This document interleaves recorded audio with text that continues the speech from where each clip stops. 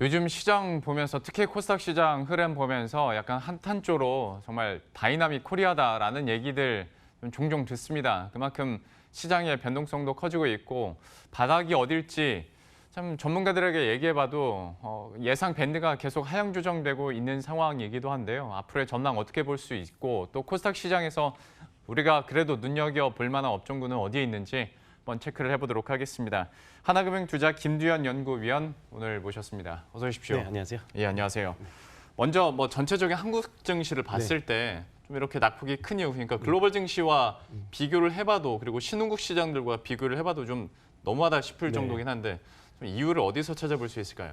일단은 사실 뭐 국내 가장 중요한 요인으로 저희가 보고 있는 게 일단 첫 번째로는 뭐 국내 이익들이 일단은 컨센서스 하향이 좀 많이 되고 있는 거. 그러니까 뭐니 해도 주식은 당연히 이제 실적에 이제 선행하기 때문에 실적이 일단 안 좋은 게 첫 번째로 저희는 보고 있고요. 두 번째 같은 경우에는 일단은 뭐 코스닥이라든지 코스피도 적용되지만 특히 이제 바이오주들의 좀 센티멘트 악화 이렇게 두 가지로 보고 있고 마지막으로는 뭐 다들 아시다시피 이제 글로벌 경기 우려죠. 특히 이제 미중 무역 분쟁, 거기에 이제 한일 무역 분쟁까지 좀 같이 좀 엮어지면서 전반적으로 좀 아시아 증시인 좀 한국이 특히 더 좀 하락률이 좀 크지 않나라고 저희는 보고 있습니다. 예, 이런 하락률 속에서 이제 많은 분들이 언제쯤 오를까라는 이제 걱정 반 기대 반을 하고 있는 것 같은데 요 최근에 성에는 안 차지만 약간 맞습니다. 반등 기운이 있잖아요. 이거를 그냥 한번 바닥치고 잠깐 튀어 오르는 건지 어떻게 판단하세요? 사실 제일 어렵죠. 이게 바닥인지 아닌지를 사실 판단하기 제일 어렵지만 저희가 보고 있는 관점은 이렇습니다. 그러니까 지금 주식이 반등해서 올라오는 거는 일단 기술적 반등이라고 보고 있고요. 일단 이게 상승 추세로 가기 위해서는 앞서 설명드린 세 가지 요인들이 해소가 돼야 될 텐데 사실 이제 한일 관련한 이런 분쟁도 아직은 서로가 이제 좀 강대강으로 나가 있기 때문에 쉽진 않은 상황이고 기업들의 이익 컨센서스도 전년도에 사실 좀 높은 기고가 좀 있습니다. 그래서 3분기 역시도 조금 그렇게 썩 좋지는 않다. 그리고 앞서 말씀드렸던 바이오주들 같은 경우도 여전히 사실은 임상에 대한 기대감, 특히 예전에는 뭐 임상 1상, 2상만 통과해도 굉장히 많은 가치를 받았지만 사실 지금은 이게 임상 3상이라고 하더라도 사실 신뢰도가 많이 약해진 상황이거든요. 그러니까 이런 좀 안 좋은 센티 때문에 저희는 기술적 반등으로 올라온 걸로 좀 보시는 게 당분간은 이제 하락권에서의 박스권으로 보시는 게 맞다고 보고 있습니다. 그러니까 시장에서도 사실 눈높이가 많이 높아졌잖아요. 옛날에는 진짜 임상 1상 혹은 2상 A 들어갔다 하면 많이 효과를 봤었는데 이제는 3상조차도 보고서 내용을 보고 난 투자하겠다 하시는 분들이 그만큼 많아졌습니다. 근데 얘기가 나온 김에 이런 대장주격인 바이오주들이 줄줄이 실패 소식이 들려오면서 그러니까 심증적으로 어렵다는 건 알면서도 이게 실패 소식이 나오다 보니까 급락을 한단 말이죠. 이 바이오주들은 그러면 어떻게 그래도 계속 관심 갖고 봐야겠습니까? 어떻게 보십니까? 뭐 사실 이제 바이오주가 투자하기 가장 어려운 게 저희가 이제 주식을 할 때 보면 이제 밸류에이션이라는 것들이 이제 들어가서 어느 정도 빠지면 이건 밸류에이션 하단이다 상단이다를 사실 말씀드릴 수가 있지만 바이오는 앞서 뭐 말씀하신 대로 사실 오로지 파이프라인 가치로 판단을 해야 되거든요. 그러니까 이게 지금 최근에 임상 실패로 인한 할인율들이 굉장히 많이 들어가기 때문에 사실 바이오가 어디까지가 바닥이다라고 사실 저희가 판단하기는 굉장히 어렵습니다. 그래서 저희도 이제 투자자분들한테 제안을 할 때는 어떤 이제 신규 임상이라든지 들어갔던 파이프라인을 가진 신약 개발사들보다는 차라리 이제 안정된 제약사 쪽, 중소형 제약이라든지 아니면 이제 숫자들이 나오는 좀 의료기기나 헬스케어 쪽으로 좀 확대돼서 보는 게 좀 맞다라고 보고 있습니다. 예, 그러니까 많은 분들이 이제 약간 보수적으로 바뀌면서 실적이 어느 정도 받쳐주는데 R&D도 꾸준히 하고 뭐 신약 개발하고 있는 회사들을 추천 많이 하더라고요. 맞습니다. 그러면 그 중에서는 뭐 특별히 여기에 해당하는 기업들이 있습니까? 그러니까 일단은 뭐 숫자가 나오는 사실 저희가 이제 바이오 기업이라고 하면은 아무래도 이제 뭐 바이오시밀러 관련된 업체들 그리고 헬스케어에 같이 포함되어 있지만 뭐 메이톡스 대웅제약을 필두로 하는 이제 필러 이제 의료용 이제 저희가 표현은 이제 의료기기라고 하지만 이제 뭐 피부 미용 쪽으로 이제 물품들을 하는 업체들 그리고 이제 마지막으로 이제 중소형 제약사들이 사실 굉장히 좀 안정되게 실적들을 내고 있는 상황이거든요. 그래서 중소형 제약사들, 그래서 뭐 저희가 뭐 특정 종목 같은 경우에 뭐 유나이티드 제약, 뭐 삼진, 기타 이런 종목들 같은 경우도 사실은 밸류에이션 매력이 굉장히 있는 구간이라고 저희는 보고 있습니다. 아예 그러니까 제약 쪽 추천해 주시는 분들도 많더라고요. 여기에 대해서도 한번 좀 감안을 하셔야 될 것 같고 우리 시장에서 가장 얘기 잘하는 바이오 하면서 옥석 가리기에 대해서도 한번 여쭤보도록 할 텐데 사실 그러니까 올해 초까지만 하더라도 옥석 가리기는 네. 삼상 진행되고 있느냐 없느냐로 네, 많이 맞습니다. 판단을 했었습니다. 근데 네. 여기서 뒤통수를 맞았으니 네. 이번에는 옥석 가리려면 기준을 어떻게 삼아야 됩니까? 그러니까 결국에는 이제 투자 자체가 처음에 바이오주 같은 경우에는 약간 카더라 할 수 있다라는 사실 기대감들이 많이 작용됐다면 지금은 사실 그런 상황은 아니라고 보고 있고 결론적으로는 R&D 파이프라인에 대한 사실 가치를 판단하는 거는 이게 개인 투자자들은 사실 굉장히 힘들거든요. 그래서 저희는 차라리 안정된 그냥 대형사 중심으로 하는 게 맞다라고 보고 있습니다. 그러니까 뭐 예를 들어서 신규 상장된 업체들 그리고 특히 이제 레퍼런스가 작은 업체들보다는 어떻게 보면 이제 주가 상승률 추진 면에서 봤을 때는 사실 또 동일하거든요. 그래서 뭐 차라리 이제 대형 제약사들 중에 이제 파이프라인을 가지고 있는 업체들을 투자하는 게 훨씬 더 안정적이다라고 저희는 보고 있습니다. 예, 역시 어느 정도의 사업성을 계속 유지하고 있는, 그러니까 파이프라인을 가지고 있는 업체들에 대해서 좀 관심 있게 봐야 될 것 같고요. 결국에는 정보 싸움일 수 있는데 저도 얼마 전에 그 바이오 담당 애널리스트랑 얘기해 보면. 네. 그 사람들조차도 그러니까 정복기가 쉽지 않다고 그러더라고요. 개인 투자자 입장에서는 말할 것도 없겠죠. 바이오주에 대해서 좀 신중하게 저희가 계속 한번 지켜보도록 하겠습니다. 그렇다고 코스닥 시장에서 버릴 수 없는 업종군이기 때문에 그렇죠. 네. 예, 한번 계속 좀 관심 있게 보도록 하겠고, 약간 이제 소재를 달리해서 그 반도체 소재 얘기를 해보도록 할 텐데, 탈일본화가 이제 가속화되고 있고 긍정적인 뉴스들이 나오고 있는데 네, 맞습니다. 또 이제 현장에서 느끼는 분위기도 다를 수 있으니까 좀 어떻게 보세요, 이런 일단은 흐름들? 사실 이제 반도체 소재 쪽부터 해서 그다음에 이제 기계, 기타 이제 일본 관련된 사실 비중들이 높은 업체들이 사실 저는 이제 결론적으로 말씀드리면 수혜가 분명히 있다고 보고 있습니다. 왜냐하면 산업 현장 내에서도 다들 공통적으로 하는 얘기는 언젠간 사실은 해야 될 일이었고 이런 게 아무래도 그러니까 전처럼 일본하고 관계가 개선될 때는 이제 비즈니스 관계라는 게 결국에는 이제 가격에 따라 움직이는 거잖아요. 가격과 수율에 따라 움직이는 건데 사실 지금 같은 이런 상황에서 수출 규제가 다 나온 이상은 어쩔 수 없이 사실 국내 업체들에 대한 국산화가 빠르게 이루어져야 되는 거고, 그러면 결국에는 이제 뭐 정부 입장에서는 세제 혜택이라든지 관련된 뭐 대기업 향으로 얘기하는 뭐 저희가 이제 레퍼런스 책 기간을 너무 오래 둘지 말고 사실 기간 같은 경우를 굉장히 단축해서 많은 중소업체들이 소시 좀 국산화를 할 수 있는, 국산화 비율을 높일 수 있는 그런 부분들이 분명히 지금 현장에는 나타나고 있습니다. 그래서 저희는 이런 뭐 한일 관련해서 어쨌든 뭐 피해가 경제적으로도 있지만 개별 종목단에는 분명히 수혜가 있다라고 보고 있습니다. 그러면 그 28일에 시행이 맞습니다. 되지 않습니까? 공포까지 다 이루어졌으니까. 근데 지금 상황을 보자면 일본 측에서 추가 개별허가 품목은 발표하지 않았고 오히려 반도체 3개 소재 중에서 1개는 풀린 상황이지 않습니까?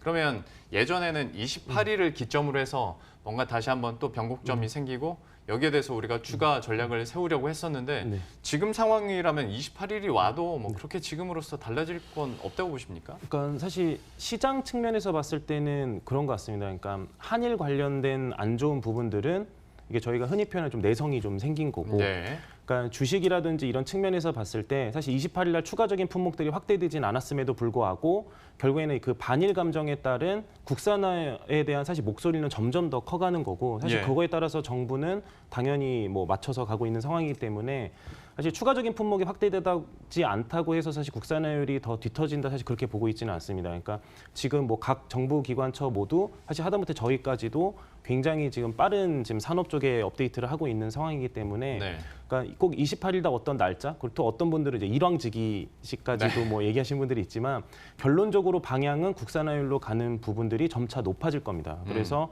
사실 이쪽 부분에서 일본향으로 사실 매출 비중이 높은 업종들을 저희는 반대로 좀 기회를 봐야 된다라고 보고 있습니다. 그러니까 그 이번 사안에 대해서는 내성 생겼다고도 얘기해 주셨고 오히려 좀 긍정적으로 해석을 많이 하는 것 같습니다. 여기에 대해서 투자 기회도 생길 것 같은데 그러면 애국주에 대해서 한번 쪼개서 제가 구체적으로 한번 얘기를 드려보도록 하면 지금 애국주 신선통상이나 그런 모나미 그쪽 애국주 하나하고 진짜로 국산화가 됐을 때 우리가 이제 수혜를 받을 수 있는 소재 부품이나 아니면 기타 디스플레이 쪽 업체들이 있을 거 아닙니까? 맞습니다. 우선 지금 반응을 먼저 했었던 모나미랄지 신성통상 그야말로 우리가 말하는 애국주 이 종목들은 지금도 투자 가능하다고 보십니까? 그러니까 사실 신성통상이라든지 모나미 같은 경우도 물론 이제 주가가 되게 많이 올라왔습니다. 근데 분명한 건 분명히 이제 2분기랑 3분기 실적에는 이런 애국 테마에 대한 숫자가 반영이 될 겁니다. 그래서 말씀드리고 싶은 거는 실적들이 올라가면 주가가 가는 거 맞습니다. 근데 하지만 현재 구간에서는 이 부분은 이미 다 저희는 기반영됐다라고 보고 있고 꼭 이제 그런 거죠. 어떻게 보면 이제 대북 테마. 그러니까 저희도 이제 결국에 한일 관련한 이런 부분도 이제 테마성으로 일단은 보고 있습니다. 특히 예. B2C 관련한 부분들은 사실 바로바로 이게 즉각적인 반응들이 나타나기 때문에 네. 가장 어떻게 보면은 좀 뜨거운 테마라고 볼 수 있고, 앞서 사회자님께서 말씀하셨던 것처럼 중장기적으로 봤을 때 저희가 이제 투자적인 관점에서 종목들을 본다면 앞서 설명드린 반도체 소재 분명히 당연히 국산을 나가게 되기 때문에 수혜에 있을 거라고 보고 있고요. 특히 이제 정밀기계 관련해서는 우리나라가 사실 자립도가 굉장히 낮은 상황입니다. 그래서 네. 정밀기계 관련된 분야들도 국산화율 당연히 높아질 거고요. 뭐 이런 종목을 했을 때 이제 저희는 스마트 팩토리하고 사실 이 기계 업종들은 저 같이 엮어지고 또 확장되면 4차 산업까지도 엮어지는 종목들이기 때문에 저희는 뭐 기계 업종들도 사실 같이 좀 묶어서 봐야 된다고 보고 있습니다. 그러니까 오히려 분석하시는 분들에게는 이런 테마성 움직임으로 급등했었던 B2C 업체들은 분석하기가 더 좀 네, 쉽지 맞습니다. 않아졌을 것 같습니다. 네. 불매 운동이 언제 끝날지도 모르고 네. 그리고 언제 예전의 실적으로 돌아갈지도 모르는 네, 상황이라 이건 좀 힘들 텐데 정밀기계 쪽에서는 국산화가 좀 빨라지면서 여기는 충분히 가능하다 얘기를 해주셨고 또 하나 꼽히는 게 탄소섬유 쪽이잖아요. 네네네. 한때 뭐 우리 시장에서도 탄소섬유로 이렇게 묶여가지고 예, 바람 불었던 때가 네. 있는데 이쪽은 어떻습니까? 근데 사실 이게 탄소섬유 쪽 관련해서도 물론 뭐 이제 관련주들이 있겠지만 사실 저희가 이제 주식시장에서 이제 사고 팔고 할 때는 어느 정도 재무 안전성이라든지 이제 뭐 관련된 그런 성장이 사실 눈으로 좀 보여지는 기업들이 그러게요. 있어야 되는데 예. 사실 이쪽 분야에서는 아직까지는 좀 저희가 그런 업체들을 좀 찾기는 힘들어서 지금 당장 뭐 투자하기 어떻게 보면 좀 용이나고 개인 투자자분들께서도 사실 충분히 분석할 수 있는 뭐 소재라든지 이런 쪽으로 좀 국한돼서 보시는 게 저희는 훨씬 더 안전하다라고 보고 있습니다. 저도 크게 동감합니다. 그러니까 탄소섬유 같은 경우에 시장에서 만든 테마군은 네, 있는데 맞습니다. 아직 우리가 확인할 수 있는 업체들은 극소수이기 때문에 네. 여기에 대해서 한번 좀 장기적인 관점에서 봐야 될 것 같습니다. 다만 기사 뉴스 보면 정밀기계나 탄소섬유 얘기가 워낙 많이 나와가지고 예, 한번 추가로 질문을 드려봤고요. 시장 급락에 따라서 뭐 시장 그리고 금융 당국에서도 뭐 연이어 지난주에 대책 회의를 했지 않습니까? 네. 뭐 이틀, 3일 연속으로 각 기관에서 다 얘기를 했는데 그 중에서 이제 증권가에서 네. 좀 얘기가 갑론을박이 있었던 것이 네. 자사주 매입 완화하겠다는 건 오케이인데 네.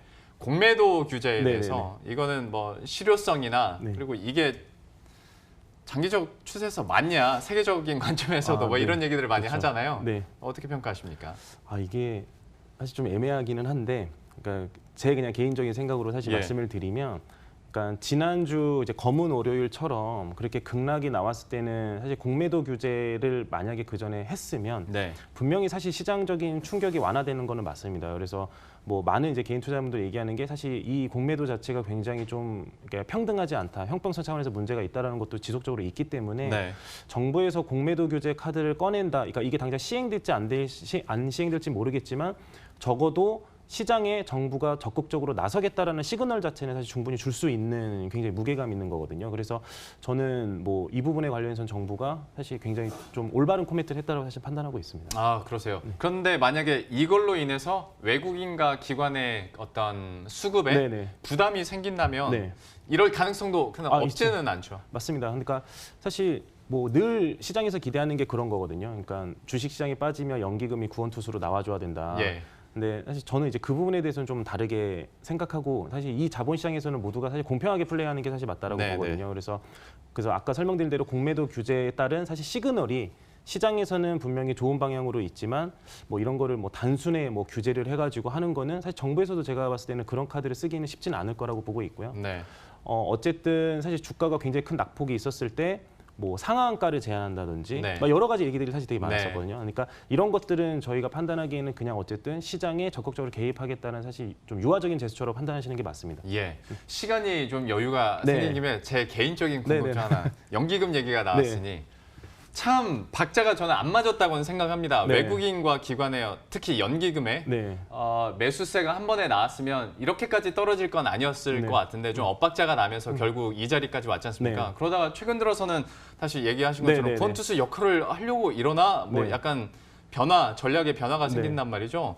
이거 좀 어떻게 수급 상황들 읽고 계십니까? 사실 그러니까 연기금 같은 경우에는 저희가 이제 큰 맥락에서 봤을 때 그러니까 당연히 이제 국민들에 대한 사실 연금을 담당하기 때문에 수익률을 내야 되는 사실 네. 상황이 맞는 거고 이게 처음에 제가 말씀드렸던 대로 사실 국내 경제 상황이 좋지 않다 보니까 연기금 입장에서는 국내보다 사실 해외로 투자하는 게 사실 그거는 저는 맞다라고 보고 예. 있습니다. 그러니까 최근의 1년에서만 사실 본다면 그런 질문들 많이 하시거든요. 아 이렇게 주가 빠질 때 연기금이 좀 도와줘야 되는 거 아니야? 실제로 도와줬어요. 네. 그래서 지난주 검은오를부터 그 전부터 보면은 연기금이 한 2조 관련해서 했습니다. 예, 매수를 했는데 효과가 없어서 그렇지. 그러니까 이 부분을 느끼는 게 사실 코스피를 샀기 때문인 거예요. 예. 코스닥 같은 경우는 실제로 이제 액티브형 펀드라든지 이런 것들이 이제 자금 집행이 되면서 돼야 되지만 사실 아직까지는 똑같습니다. 그러니까 수익률적인 측면에서 봤을 때 코스닥을 지금 기관에서 들어가야 되냐, 네. 안 들어가야 되냐. 사실 그런 적인 좀 고민들이 있는 것 같아서 저는 뭐 사실 어떤 그런 수급적인 기대감을 좀 저희들이 갖기보다는 사실 이제 각각의 개별 기업들이 이제 컨센서스가 또 다시 좋아지고 그리고 이제 거기에 따른 저희가 이제 대회에 따른 이런 리스크들이 조금씩 이제 내성이 생기면서 안정화가 되면 사실 주가는 당연히 반등될 거기 때문에 수급적인 사실 기대나 좀 희망을 갖기보다는 예. 사실 그런 쪽으로 보는 게 좀 더 맞다고 보고 있습니다. 저도 어떤 연기금이나 기관 얘기하면서 구원투수라는 단어 자체를 그렇게 썩 좋아하진 않습니다. 네. 구원투수야 감독이 나가라고 하면 어쩔 수 없이 나가는 건데 네. 연기금은 사실 직원들이고 수익률을 네, 내야 맞습니다. 되는 각자의 위치에서 네. 최선을 다하는 전략일 테니 여기에 대해서는 우리가 기대감을 갖기는 좀 힘들지 않을까라는 생각 저도 하고 동의를 하는 부분인데 그러면 코스닥 시장에서 어떤 부분을 우리가 네. 보면서 좀 반등의 여지를 파악해 볼 수 있을까? 그리고 주도주는 그러면 또 어디가 될 수 있을까? 어떻게 예상하십니까? 사실 이제 저희가 앞서 설명드렸던 대일 관련된 그러니까 특히 이제 수출 규제에 따른 수혜주들은 저는 뭐 계속 지속적인 테마가 될 거기 때문에 앞서 설명드렸던 뭐 반도체 소재 그리고 이제 장비주들까지 확산돼서 거기에 이제 정밀기계 요 세 개의 테마는 사실 굳이 이제 계속 봐야 된다고 보고 있고요. 예. 조금 더 이제 좀 다른 쪽으로 본다면 지금같이 주가가 빠졌을 때는 이제 저희가 흔히 표현하는 이제 개별 종목 장세가 사실 나타날 수 있습니다. 그러니까 지수 자체는 움직이진 않아도 각 개별 종목들에 대해서 수익률은 분명히 편파적으로 나타날 거거든요. 그러니까 예. 거기에서 본다면 뭐 가장 이제 9월 달에 이제 출시될 이제 폴더블 관련된 폴더블 관련주들도 어떻게 보면 하나의 범주는 휴대폰 관련 부품주들이거든요. 주가가 빠지면서 굉장히 밸류에이션이 많이 싸진 상황입니다. 그래서 저희는 뭐 이런 쪽 휴대폰 관련주들 중에 폴더블 모멘텀이 있는 종목 그리고 뭐 주식시장이 워낙 지난주부터 워낙 많이 빠져서 예. 좀 소외돼 있긴 하지만 신규 IPO 한 종목들도 사실 저희는 좀 예사롭지 않게 봐야 된다. 왜냐하면 어떻게 보면 그러니까 검은 오를이라든지 지난주 뭐 지지난주에 상장됐던 업체들 같은 경우에 너무 인기가 없어서 사실 공모가 하회에서도 또 시초가 형성될 때 더 빠져서 상장된 종목들이 되게 그렇죠. 많아요. 그래서 그런 종목들 같은 경우에 기업 펀더멘탈하고 사실 무관한 특히 IPO 같은 경우에는 훨씬 더 많은 오버행을 지고 상장을 하기 때문에 투매 현상이 사실 첫날이라든지 한 주 동안 이루어지거든요. 예. 그래서 이렇게 좀 급작스럽게 하락한 종목들을 저희는 좀 세심하게 좀 봐야 된다라고 보고 있습니다. 반도체 소재와 정밀기계 얘기 많이 들으셨을 테고 또 두 가지 아이디어 주신 것이 폴더블 폰 관련주 그리고 신규 IPO 종목들 중에서 너무 과하게 떨어진 종목들에 대해서는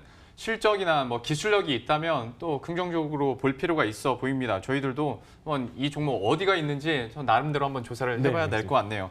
오늘 코스닥 시장에 대한 중점적인 얘기들 그리고 전망해봤습니다. 하나금융투자 김두현 연구위원과 함께했습니다. 고맙습니다. 네, 감사합니다.